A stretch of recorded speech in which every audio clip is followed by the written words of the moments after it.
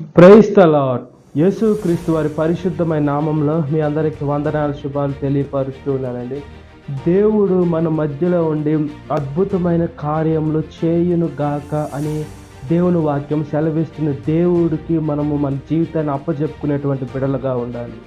మనం ఎప్పుడైతే దేవుడు చివరిలో ఉండేటువంటి దేవుడు కాదు, కార్నర్లో ఉండేటువంటి దేవుడు కాదు, దేవుడికి మన జీవితాన్ని అప్పచెప్పుకోవాలి, పూర్తిగా అప్పచెప్పుకోవాలి. దేవుడు మనలో మన మధ్యలో ఉండాలని ఆశపడుతూ ఉన్నాడు.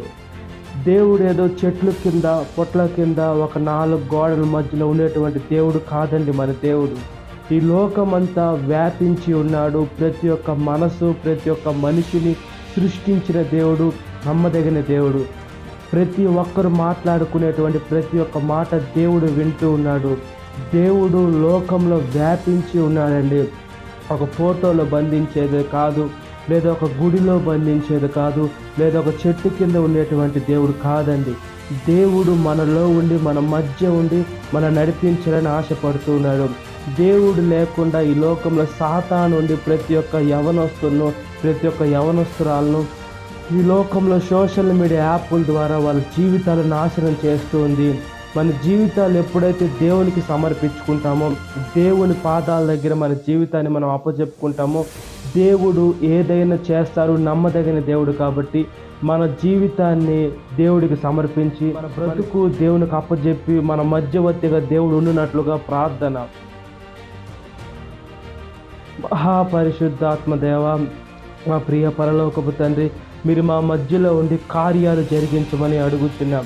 మీరు లేని జీవితము వేసి అది మాకు వ్యర్థమయ్యా. ఈ లోకంలో వేసి కన్నది మీరు, పెంచింది మీరు, పాపములు కడిగి వేసింది మీరు. మిమ్మల్ని ఆశ్రయించకుండా ఈ లోకంలో డబ్బు కోసం, ఆస్తుల కోసం, అంతస్తుల కోసం, పేరు కోసం, ప్రఖ్యాత కోసం ఈ లోకంలో బొమ్మలను అయితేనేమి, ఈ లోకంలో విగ్రహారాధన అయితేనేమి, ఈ లోకంలో లక్షలు పెట్టి గుళ్ళు కట్టిస్తున్నారు, ఎన్నెన్నో అభిషేకాలు చేపిస్తున్నారు. అయ్యి వ్యర్థమయ్యా. నమ్మదగిన దేవుడు, జీవం కలిగిన దేవుడు, చనిపోయి తిరిగి లేచిన ఒకే ఒక దేవుడు. ఈ లోకంలో ఏ పాపం లేకుండా మీరు ఈ లోకానికి పరిశుద్ధంగా జన్మించారు. పరిశుద్ధంగా వెళ్ళిపోయిన దేవుడు ఎవరంటే యేసయ్య, మీరేనయ్యా. మీ కృపలో జ్ఞాపకం చేసుకోండి. మమ్మల్ని కూడా యేసయ్య పాపం నుంచి కడగాలని మీరు మీ ప్రాణాన్ని పెట్టారయ్యా, మీ రక్తాన్ని కార్చారు. దానికి తగిన జీవితాన్ని మేము జీవించే భాగ్యాన్ని ప్రసాదించమని, సాతాను శోధన ప్రతి ఒక్క బిడ్డని విడుదల దయచేసి, ఈ వాక్యం వింటున్న ప్రతి ఒక్క బిడ్డని పేరు పేరుస్తున్న జ్ఞాపకం చేసుకుని దినకాలపు దీవెనతో నింపమని నజరేయుడైన యేసుక్రీస్తు వారి పరిశుద్ధమైన నామములో మిక్కిలి వినమ్రతతో అడుగుచున్నాను నా పరలోకపు తండ్రి, amen. Praise the Lord. God bless you. Have a great day.